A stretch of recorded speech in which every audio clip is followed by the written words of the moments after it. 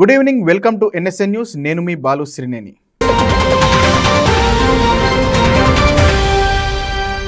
తెలంగాణలో రాచరిక వ్యవస్థకు తావులేదన్నారు సీఎం రేవంత్ రెడ్డి. తెలంగాణ అంటే త్యాగాలు, పోరాటాలని ఆయన తెలిపారు. తెలంగాణ పోరాటాలు, చిహ్నాలు, తెలంగాణ తల్లి గీతం స్ఫురించేలా తెలంగాణ చిహ్నం ఉంటుందని సీఎం అన్నారు. రాష్ట్ర గీతం రూపకల్పన బాధ్యతలు అందశ్రీకి ఇచ్చామని, ఎవరిని ఎంచుకొని గేయ రూపకల్పన చేస్తారనేది ఆయన ఇష్టమన్నారు.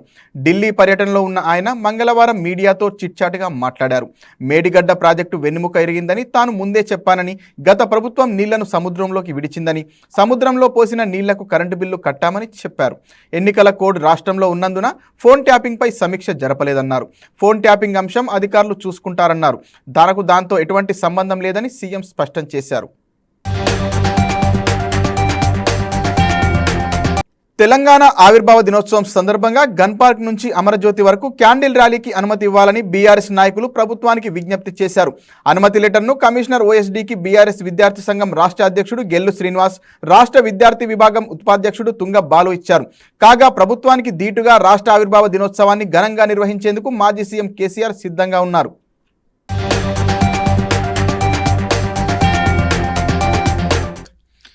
తెలంగాణ ఆవిర్భావ దినోత్సవాన్ని రాష్ట్ర వ్యాప్తంగా ఘనంగా నిర్వహించాలని బీఆర్ఎస్ అధ్యక్షుడు కేసీఆర్ కార్యకర్తలకు పిలుపునిచ్చారు. ప్రణాళిక ప్రకారం జూన్ 1న హైదరాబాద్లో క్యాండిల్ ర్యాలీతో ఉత్సవాలు ప్రారంభం కానున్నాయి. రాత్రి 7 గంటలకు ప్రారంభమయ్యే ఈ ర్యాలీ గన్ పార్క్లోని తెలంగాణ అమరవీరుల స్మారక స్తూపం నుంచి ట్యాంక్ బండ్ వద్దనున్న అమరజ్యోతి వరకు నిర్వహించనున్నారు. రాష్ట్ర ఏర్పాటు కోసం ప్రాణత్యాగం చేసిన అమరవీరులకు పూలమాలలు వేసి నివాళులర్పించనున్నారు. జూన్ 2న ఆవిర్భావ దినోత్సవం సందర్భంగా తెలంగాణ భవన్లో వేడుకలు నిర్వహించనున్నారు. కేసీఆర్ అధ్యక్షతన జరగనున్న ఈ కార్యక్రమం దశాబ్ది ఉత్సవాలకు ముగింపు పలకనుంది. అదే రోజు బీఆర్ఎస్ పార్టీ హైదరాబాద్లోని ఆసుపత్రులు, అనాథాశ్రమాలలో స్వీట్లు, పండ్లు పంపిణీ కార్యక్రమాలు నిర్వహించనుంది. రాష్ట్ర ఆవిర్భావ ఉత్సవాల గ్రాండ్ ఫినాలే జూన్ 3న జరగనుంది. అన్ని జిల్లాల్లోని బీఆర్ఎస్ పార్టీ కార్యాలయాల్లో కార్యక్రమాలను ప్లాన్ చేశారు. ఈ సందర్భంగా పార్టీ జెండాను, జాతీయ జెండాను ఎగరవేస్తారు. ప్రతి జిల్లాలోని అనాథ శరణాలయాలు, ఆసుపత్రులలో స్వీట్లు, పండ్లు పంపిణీ చేయనున్నారు. రాష్ట్రం ఏర్పడినప్పటి నుంచి గత దశాబ్ద కాలంలో సాధించిన ప్రగతి వరకు గత బీఆర్ఎస్ ప్రభుత్వం చేసిన కృషికి నిదర్శనమని కేసీఆర్ ఒక ప్రకటనలో పేర్కొన్నారు. ఈ చారిత్రాత్మక వేడుకలను గ్రామ స్థాయి నుంచి రాష్ట్ర స్థాయి వరకు నిర్వహించి విజయవంతం చేయాలని పార్టీ సభ్యులకు పిలుపునిచ్చారు. Prajashanti party chief KA Paul 2 Telugu రాష్ట్రాల రాజకీయాల్లో యాక్టివ్గా ఉంటున్నారు. తెలంగాణ అసెంబ్లీలో ఎమ్మెల్యేగా పోటీ చేసి లక్ పరీక్షించుకున్న కేఏ పాల్ ఇక్కడ చేదు ఫలితాలు రావడంతో ఏపీపై ఫోకస్ పెంచారు. ఏపీలో విశాఖపట్నం నుంచి ఎంపీగా ఇటీవల పోటీ చేశారు. అయితే ఆయన పాల్గొన్న సభలో ఆయన ఫ్యాన్స్ సీఎం సీఎం అంటూ నినాదాలు చేశారు. అంతటితో ఆగకుండా కొంతమంది ఏకంగా పీఎం పీఎం అంటూ నినాదాలు చేశారు. అయితే ప్రస్తుతం ఈ వీడియో సోషల్ మీడియాలో వైరల్ అవుతుంది. అభిమానులు సీఎం పీఎం అని నినాదాలు చేస్తుండగా పాల్ నవ్వుతూ అభిమానులతో సెల్ఫీలు దిగుతూ సందడి చేశారు.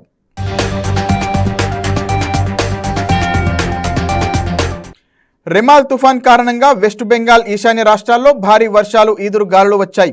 మంగళవారం ఈ తుఫాన్ తీరం దాటింది. పోతూ పోతూ మిజోరాం రాష్ట్రంలోని ఐజ్వాల్లో రెమాల్ విషాదాన్ని మిగిల్చింది.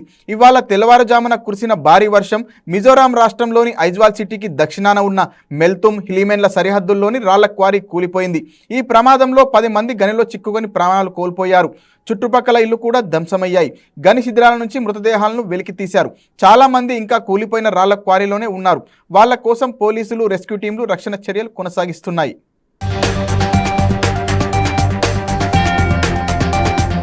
తమిళ విలక్షణ డైరెక్టర్ వెట్రిమారన్, రామ్ చరణ్ కోంబోలో మూవీ తెరకెక్కనుందని సమాచారం. ఇటీవల దర్శకుడిని చెర్రీ కలిశారని తెలుస్తోంది. ఆయన చెప్పిన ఓ గ్రిప్పింగ్ స్టోరీ లైన్ గ్లోబల్ స్టార్కు విపరీతంగా నచ్చిందట. అయితే సినిమా చేయడంపై ఇంకా నిర్ణయం తీసుకోలేదని టాలీవుడ్ వర్గాలు వెల్లడించాయి. వాడా చెన్నై, అసురన్ వంటి హాట్ హిట్టింగ్ చిత్రాలతో వెట్రిమారన్ గుర్తింపు తెచ్చుకున్నారు. టాటూలతో లింఫోమా అనే బ్లడ్ క్యాన్సర్ వచ్చే ముప్పు 21% అధికంగా ఉందని స్వీడన్ సైంటిస్టులు వెల్లడించారు. 20 నుంచి 60 ఏళ్ల వయసున్న 11,905 మందిపై వారు అధ్యయనం చేశారు. చర్మంపై టాటూ ఇంకు పడగానే రోగనిరోధక వ్యవస్థ ప్రభావానికి గురవుతుంది. చర్మం ద్వారా ఇంకు లింఫోనోడ్స్లోకి పేరుకుపోతుంది. దీంతో లింఫోమా క్యాన్సర్ రావచ్చు. టాటూ సైజును బట్టి తీవ్రత పెరగొచ్చు. దీనిపై మరిన్ని పరిశోధనలు జరగాలి అని వారు తెలిపారు. ఆంధ్రప్రదేశ్లో సార్వత్రిక ఎన్నికలు ప్రశాంతంగా ముగిశాయి. అయితే ఎన్నికలకు సంబంధించి తుది ఫలితాలు జూన్ 4న వెలువడనున్నాయి.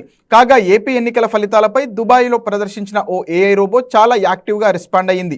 ఆంధ్రాకు చెందిన ఓ వ్యక్తి అక్కడ షాపింగ్ మాల్కు వెళ్ళగా అక్కడ ఏఐ రోబో దర్శనమిచ్చింది. అక్కడికి వచ్చిన వారంతా ఆ రోబోకు ఏవో ప్రశ్నలు వేసి సమాధానాలు రాబడుతున్నారు. ఈ క్రమంలోనే తెలుగు వ్యక్తి ఆంధ్రప్రదేశ్లో జరిగిన ఎన్నికల్లో ఎవరు గెలవబోతున్నారు అని రోబోను ప్రశ్నించాడు. అందుకు సమాధానంగా ఏఐ రోబో ఆ ప్రశ్నకు నాకు సమాధానం తెలిసినా నేను ఆ విషయాన్ని సీక్రెట్గానే ఉంచేస్తా అని సమాధానం ఇచ్చింది. దీంతో అవాక్కైన తెలుగు యువకుడు ఇదేం రోబోరా అయ్యా అంటూ అక్కడి నుంచి వెళ్ళిపోయాడు. ఉత్తరాది రాష్ట్రాలను ఉష్ణోగ్రతలు అల్లాడిస్తున్నాయి. వచ్చే 3 రోజుల పాటు ఇవి మరింత పెరుగుతాయని వాతావరణ శాఖ హెచ్చరించింది. రాజస్థాన్, పంజాబ్, హర్యానా, చండీగఢ్, ఢిల్లీ, యూపీ, గుజరాత్లకు రెడ్ అలర్ట్ జారీ చేసింది ఐఎండీ. ప్రజలు అప్రమత్తంగా ఉండాలని, అత్యవసరమైతే తప్ప బయటకు వెళ్లొద్దని సూచించింది. ఎప్పుడూ చల్లగా ఉండే హిమాచల్ ప్రదేశ్లోని సిమ్లాలో సైతం తాజాగా 30.6 డిగ్రీల ఉష్ణోగ్రతలు నమోదు కావడం గమనార్హం. తెలంగాణ రాష్ట్ర గీతానికి సంగీతం అందించేందుకు మ్యూజిక్ డైరెక్టర్ కీరవాణి ఎంపికతో తనకు సంబంధం లేదని సీఎం రేవంత్ అన్నారు.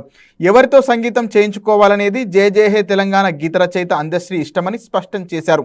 ఇదిలా ఉంటే తెలంగాణలో ఎంతో మంది కళాకారులుండగా రాష్ట్ర గీతం కోసం ఆంధ్ర ప్రాంతానికి చెందిన కీరవాణిని ఎంపిక చేయడాన్ని పలువురు వ్యతిరేకిస్తున్నారు. బ్రిటిష్ కాలం నాటి చట్టాలలో మార్పులు తేవాలని కేంద్ర ప్రభుత్వాన్ని కాంగ్రెస్ నేత వి హనుమంతరావు డిమాండ్ చేశారు. జ్యుడిషియల్ రిమాండ్ను 14 కంటే ఎక్కువ రోజులు పెంచాలని విహెచ్ కోరారు. పేద ఇంట్లో ఆడపిల్లలను రేప్ చేసి చంపితే ఇప్పటి వరకు ఆ కుటుంబాలకు న్యాయం జరగలేదన్నారు. నర్మదా బచావో ఆందోళనలో రైతులకు న్యాయం జరగడానికి 23 ఏళ్లు పట్టిందన్నారు. దోషులకు త్వరగా శిక్ష పడితేనే తప్పు చేయాలనే భయం అందరిలో ఉంటుందని విహెచ్ తెలిపారు. ఢిల్లీ లిక్కర్ స్కామ్ కేసులో బీఆర్ఎస్ ఎమ్మెల్సీ కవిత బెయిల్ పిటిషన్లపై ఢిల్లీ హైకోర్టులో ఈడీ, సిబిఐల వాదనలు ముగిశాయి. అనంతరం తీర్పును న్యాయమూర్తి జస్టిస్ స్వర్ణకాంత శర్మ రిజర్వ్ చేశారు. కవితకు బెయిల్ ఇస్తే దర్యాప్తును ప్రభావితం చేసే అవకాశం ఉందని, మహిళ అయినంత మాత్రాన ఆమెకు బెయిల్ ఇవ్వాల్సిన అవసరం లేదని దర్యాప్తు సంస్థలు కోర్టుకు వివరించాయి. అయితే ఈ నెల 30 లేదా 31న తీర్పు వెలువడే అవకాశం ఉంది.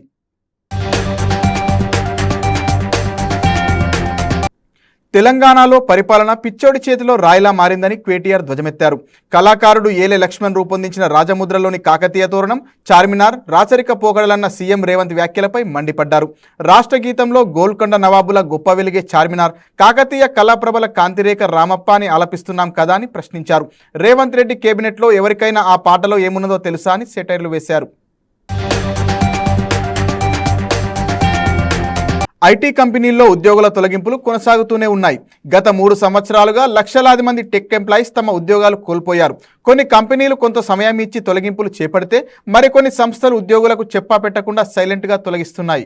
టెక్ కంపెనీల్లో ఎంప్లాయీస్లను తీసివేయడం జరుగుతూనే ఉంది. అయితే కంపెనీ నిర్వహణ, ప్రపంచ ఆర్థిక సంక్షోభం కారణాలతో ఖర్చులు తగ్గించుకునే క్రమంలో తమ వర్క్ ఫోర్స్ను తగ్గించుకుంటున్నామని ప్రకటించాయి కంపెనీలు. దీంతో ఐటీ కంపెనీల ఉద్యోగులకు జాబ్ సెక్యూరిటీపై భయం పట్టుకుంది. ఇలాంటి నిర్ణయాలతో రోడ్డున పడుతున్నామని ఉద్యోగులు సోషల్ మీడియా ద్వారా ఆందోళన వ్యక్తం చేస్తున్నారు. 2023 ప్రారంభం నుంచి ఐటీ కంపెనీల్లో ఈ లేఆఫ్స్ పరంపర కొనసాగుతుంది. అయితే ప్రారంభంలో వందలతో లేఆఫ్స్ ప్రారంభించిన కంపెనీలు క్రమక్రమంగా వేలల్లో తమ వర్క్ ఫోర్స్ను తగ్గించుకోవడం జరుగుతుంది. గతేడాది దాదాపు 2,26,000 మందికి పైగా టెక్కీలు తమ ఉద్యోగాలను కోల్పోయారు. ఇక 2022లో 2,02,000 మంది ఉద్యోగులకు కంపెనీలు ఉద్యాసన పలికాయి. ఇక 2024 ప్రారంభం నుంచి ఇప్పటి వరకు దాదాపు 95,000 మంది జాబర్స్కి లేఆఫ్స్ నోటీసులు ఇచ్చాయి కంపెనీలు. గడిచిన 2 నెలల్లోనే 20,000 మంది టెక్కీలు తమ ఉద్యోగాలు కోల్పోయారంటే లేఆఫ్స్ ప్రభావంతో రోడ్డున పడ్డ వారి సంఖ్య పెరిగిపోతున్నారని తెలుస్తోంది. ఐటీ లేఆఫ్స్ అనేది ప్రముఖ కంపెనీలతో పాటు స్టార్టప్ కంపెనీల్లో కూడా జరుగుతుంది. ఉద్యోగిని సడన్గా మీటింగ్ని పిలవడం, అదే సమావేశంలో నెల రోజుల్లో మీరు వేరే ఉద్యోగం చూసుకోండి, లేకపోతే రిజైన్ చేస్తే 4 నెలల అడ్వాన్స్ జీతం ఇస్తామని చెప్పడం జరుగుతుంది. అలా చేయకుండే తొలగించడం జరుగుతుందని, తక్షణమే నిర్ణయం చెప్పాలని ఒత్తిడి చేస్తున్నారని ఉద్యోగాలు కోల్పోయిన టెక్కీలు వాపోతున్నారు. అయితే ఇది ఇక్కడితో ఆగదని ఇంకా ముందు భారీగా లేఆఫ్స్ ఉంటాయని తెలుస్తుంది. సైలెంట్గా ఉద్యోగులను తొలగించడం, వారిని స్వతహాగా రాజీనామా చేయాలని చాలా కంపెనీలు ఒత్తిడి తేవడం సర్వసాధారణం అయిపోయింది.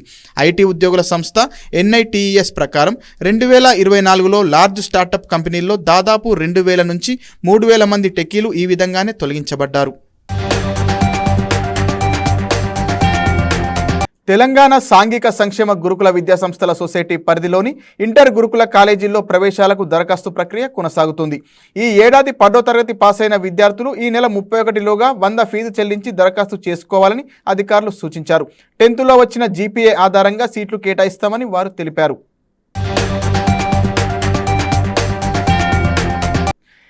ఈ భూప్రపంచంలో కల్మషం లేని ప్రేమ ఏంటంటే తల్లి ప్రేమ అని చెప్పొచ్చు. మనం ఎంత అల్లరి చేసినా సహిస్తుంది, భరిస్తుంది తల్లి. అలాంటి తల్లి తన పిల్లలపై క్రూరంగా వ్యవహరిస్తుందని కలలో కూడా ఊహించలేం. కానీ హర్యానాలోని ఫైరదాబాద్కు చెందిన ఓ పిల్లాడికి అంత నరకం చూపిస్తుంది ఓ కసాయి తల్లి. భర్త ఇంట్లో లేని సమయంలో 11 ఏళ్ల పిల్లాడిని కొడుతూ, మీదెక్కి తొక్కుతూ, కాలితో తన్నుతూ దారుణంగా హింసించింది ఆమె. ఈ మేరకు ఆమె భర్త షేర్ చేసిన వీడియోలు సోషల్ మీడియాలో వైరల్గా మారాయి. అల్లరి నరేష్ కొత్త మూవీ బచ్చలమల్లి నుంచి పోస్టర్ను ఎక్స్ వేదికగా విడుదల చేశారు. పోస్టర్లో నరేష్ కొత్త లుక్ డిఫరెంట్గా ఉంది. మాస్ లుక్లో రిక్షాపై బీడీ తాగుతున్నట్లుగా ఉన్న ఫోజ్ ఆకట్టుకుంటోంది. కాగా ఆయన హీరోగా నటించిన ఆ ఒక్కటి అడుక్కు మూవీ ఇటీవల థియేటర్లలో విడుదలై నిరాశపరిచింది. విజయ్ దేవరకొండ రష్మిక మందన్న కాంబినేషన్ గురించి ప్రత్యేకించి చెప్పనవసరం లేదు. మే 27న నిర్వహించిన ఆనంద్ దేవరకొండ నటిస్తున్న గమ్ గమ్ గణేష ప్రిలీజ్ ఈవెంట్కు రష్మిక హాజరైంది. ఈవెంట్లో ఆనంద్ దేవరకొండ యాంకర్గా మారి రష్మిని కొన్ని ప్రశ్నలు వేశారు. రష్మిక పక్కనే కూర్చున్న ఆనంద్ మీ ఫేవరెట్ కోస్టార్ ఎవరని అడిగాడు. ఈ ప్రశ్న విన్న వెంటనే ప్రేక్షకులంతా రౌడీ బాయ్ అంటూ అరుపులు కేకలు వేశారు. దీంతో రష్మిక కొంచెం కోపంతో నవ్వుతూ ఆనంద్ మీరు నా కుటుంబం, ఇలా నన్ను స్పాట్లో పెట్టేస్తే ఎట్లా అని అడిగింది. ఇక అభిమానుల కేరింతల మధ్య ఫైనల్గా విజయ్ దేవరకొండ పేరు చెప్పడం ఈవెంట్ అంతా దద్దరిల్లిపోయింది. ఈ వీడియో ఇప్పుడు నెట్టింట వైరల్ అవుతుంది. మెగాస్టార్ చిరంజీవి మరోసారి గాడ్ ఫాదర్ డైరెక్టర్ మోహన్ రాజాతో సినిమా తీయనున్నారు. మెగాస్టార్ 157వ సినిమాను ఆయన తెరకెక్కిస్తారని సినీ వర్గాలు తెలిపాయి. ప్రస్తుతం కూర్గ్లో సినిమా స్టోరీ గురించి చర్చిస్తున్నామని పేర్కొన్నాయి. కాగా మెగాస్టార్ విశ్వంబర సినిమా చేస్తున్నారు. ఇది పూర్తి కాగానే మోహన్ రాజా మూవీ సెట్స్ పైకి వస్తుందని చెప్పారు. దీనికి సంబంధించి అధికారిక ప్రకటన త్వరలోనే రానుంది. రాజమౌళి మహేష్ బాబు కాంబోలో రాబోతున్న సినిమాలో బాలీవుడ్ నటుడు దేవదత్త నాగే నటించనున్నట్టు సమాచారం. ఆయన రాజమౌళితో దిగిన ఓ ఫోటో నెట్టింట వైరల్ కావడంతో ఈ వార్తకు బలం చేకూరింది. దేవదత్త నాగే ఆద్పురుష్ సినిమాలో హనుమంతుని పాత్రలో కనిపించిన సంగతి తెలిసిందే. కాగా ఈ సినిమాలో మలయాళ స్టార్ పృథ్వీరాజ్ విలన్గా నటిస్తున్నట్లు ఇప్పటికే ప్రచారం జరిగింది. దీనిపై మూవీ టీం నుంచి స్పష్టత రావాల్సి ఉంది. ఢిల్లీకి చెందిన Uppal housing private limited, brilliant Etoile private limited అనే 2 రియల్ ఎస్టేట్ సంస్థలకు భారత మాజీ క్రికెటర్ యువరాజ్ లీగల్ నోటీసులు పంపించారు. ఢిల్లీలో తాను కొనుగోలు చేసిన ఇంటిని సమయం దాటినా తనకు ఇవ్వలేదని, అందుకు నష్టపరిహారం చెల్లించాలని ఓ సంస్థకు తేల్చి చెప్పారు. ఇక ఒప్పందం కాలం చెల్లినా తన ఫోటోలను యాడ్స్లో వాడుతున్నారంటూ మరో సంస్థకు పంపిన నోటీసుల్లో పేర్కొన్నారు. గతంలో జరిగిన రోడ్డు ప్రమాదంలో తాను బతుకుతానని అనుకోలేదని శిఖర్ ధావన్ హోస్ట్ చేస్తున్న ఓ షోలో భారత క్రికెటర్ రిషబ్ పంత్ తన అనుభవాలను పంచుకున్నారు. దేవుడు నాకు మరో ఛాన్స్ ఇచ్చాడు. 2 నెలలు పళ్ళు కూడా తోముకోలేని స్థితిలో ఉన్నానన్నారు. ప్రమాదం తర్వాత నరకం చూశా. నెలల తలబడి భయంకరమైన బాధను అనుభవించా. బయటికి రావాలన్నా భయం వేసేది. ఈ ప్రమాదం నా జీవితానికి ఎన్నో అనుభవాలు నేర్పింది అని పంత్ తెలిపారు. T20 వరల్డ్ కప్ కోసం మరో 3 భారత క్రికెటర్లు న్యూయార్క్కు బయలుదేరారు. ఇప్పటికే మొదటి బ్యాచ్ అక్కడికి చేరుకోగా రెండో బ్యాచ్లో జైస్వాల్, చాహల్, ఆవేష్ పయనమయ్యారు. తొలి బ్యాచ్లో రోహిత్, గిల్, బుమ్రా, జడేజా, పంత్, సూర్య, దూబే, ఖలీల్, అక్షర్, అర్షదీప్, సిరాజ్, కుల్దీప్ కోచింగ్ స్టాఫ్ వెళ్లారు. హార్దిక్ కూడా తాజాగా జట్టులో చేరారు. కోహ్లీ, శాంసన్, రింకు సింగ్ నెక్స్ట్ బ్యాచ్లో వెళ్లే ఛాన్స్ ఉంది. మరిన్ని వార్తలతో మళ్ళీ కలుద్దాం. నమస్కారం.